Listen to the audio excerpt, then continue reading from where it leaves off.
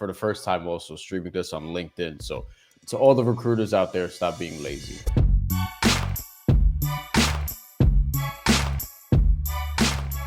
Bryan Fonseca here, checking in on behalf of the Action Network, and we have another big fight this weekend to break down. LeBron James does an interview with Pat McAfee for an hour, and he talked about a lot of things. He took shots at Brian Windhorst, and obviously here it talks about Stephen A. Smith and their escalating feud, and Pat McAfee kind of gets the goods here. This one will have sound. Let's play it. Yep. Which leads obviously to you and Stephen A.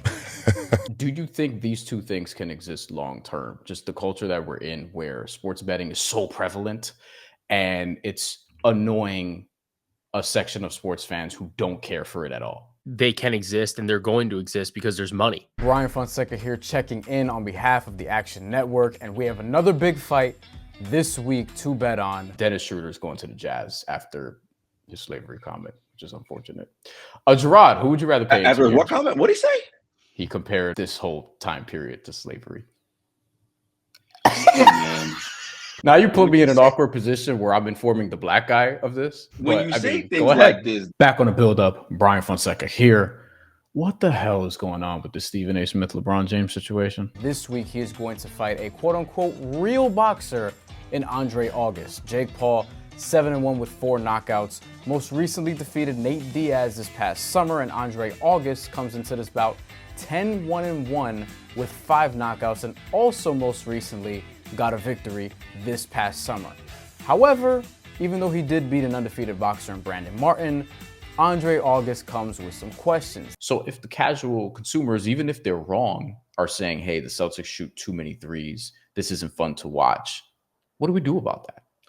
Yeah, I think that's an excellent question. We have 8 teams qualified already for the men's basketball portion of the Olympics. We have France, who is the host. You also have Germany, who won the World Cup, Serbia. Elsewhere in the world, you have Australia. For Asia, it's Japan. From the African nations, you have South Sudan. And then from the Americas, you have the United States. They're going to be there with Canada. Now joining them are going to be 4 more teams from the 24 teams competing for these 4 spots.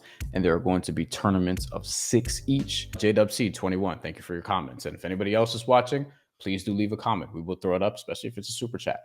Yes and no, there's plenty of people who don't bet and just watch, but there is a market to possibly be successful. Joe, continue your point, please. And in one sports book, prominently, they have you as a slight favorite. And another, they have Gary Antoine Russell as a slight favorite, which you don't see very often. I tell you that. I mean, do you have a reaction to that? What's your reaction to that? Nah, I mean, I could see why he only has 1 loss. Yes or no, the Cleveland Cavaliers are going to win the championship this year? Oh, you're an ass.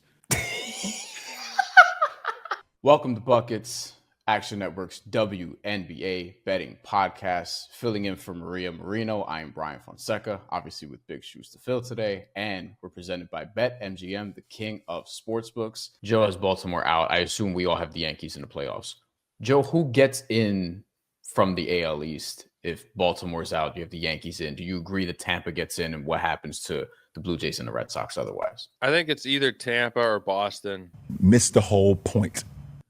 Okay, this is important because before this, Stephen A. Smith said he didn't want to address this, but he addressed it. People was talking about LeBron called me out my name. And I feel like I'm not seeing as many people being developed by the networks and the outlets anymore and whatever company they're at. I feel like I'm just seeing the same people over and over and over again.